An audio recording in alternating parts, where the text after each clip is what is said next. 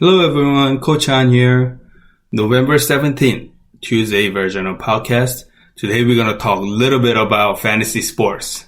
You may not be familiar with fantasy sports, so I decided to coach you up a little bit on the fantasy sports in general. So let's get right into it. So the fantasy sports is all about you becoming a general manager. You control everything about your team. And now when the league forms, that you get to draft the players. And just like the real world sports leagues, you get to, in a matchup, the versus mode, they call it, you match up with someone against your friend or coworkers or anybody else. So, usually you play with either your colleagues or mostly your friends to form a league. And most of the times it's between 8 teams to 12. Generally, it falls in 10-team league. And I think the draft itself is the most fun process because with your colleagues, with your friends, you all gather in one spot. And I remember one time we were at one of the wing shops and our commissioner brought a bunch of papers and pencils to fill out the draft sheet, and we'll write down each time everyone just kind of drafts out.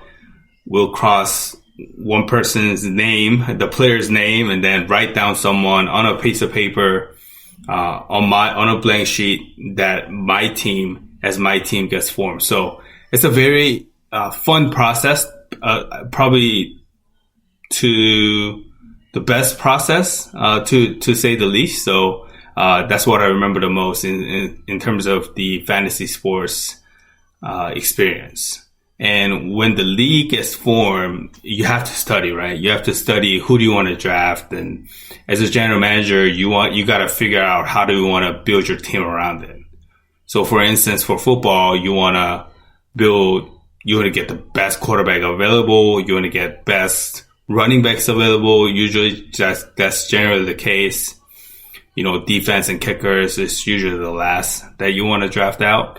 So it's very important. I see it two factors. You got to understand how the point system works, where if, for example, I'm going to use football analogy here.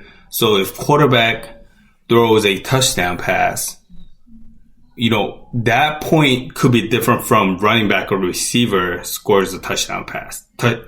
So, whether quarterback throws a touchdown pass or receiver catches a touchdown pass or running back scores a touchdown pass, it's different. So you have to understand kind of how the point structure works. That is a key, of how you want to form the team. And there are two ways that you can do the draft. Either fixed draft versus snake draft. So fixed draft is so once you're set on the first round, whatever the pick you land. So let's say, for example, a fifth pick, until the end of the draft, each round you get to draft the fifth. And for the snake draft, it's a little different. So first round, you draft first. Second round, you go last.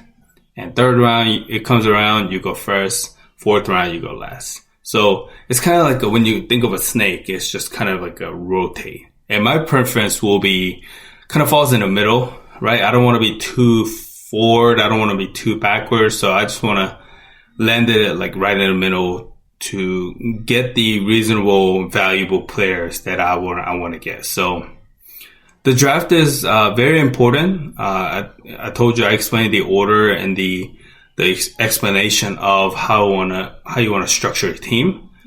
But in terms of the starting lineups too, for example, in a football, let's say you can only start one quarterback, but they're saying, well, you can't go in a strategy where you want to draft quarterbacks back to back in round 1 and 2.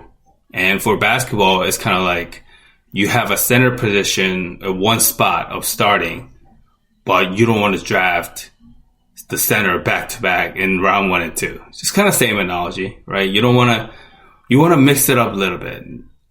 If let's say just another exception will be just kind of having the running back. If you have 2 running back options, then you can draft back-to-back running backs. That's not a problem. But if you have one spot of starting, then you don't need to draft 2 quarterbacks back-to-back.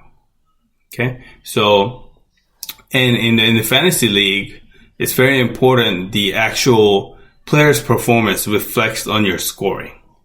And to compile all the scoring, and then you compare that to you compare that combined score onto the other team, and you get a victory if you score higher. So that is the real goal. And then you go through regular season and the playoffs, and then whoever wins out of the playoffs, the top two makes it to the final.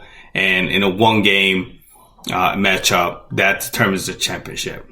So, I mean, literally you just become an owner of the fantasy team, and you can use your free agency or trade, or you can even utilize your bench to form a strong team as week by week or day by day goes on. So there's a whole world of fantasy sports. Hope you enjoyed and understand a little bit of fantasy world. And I'll talk to you tomorrow with another fun topic. So hope you have a great day.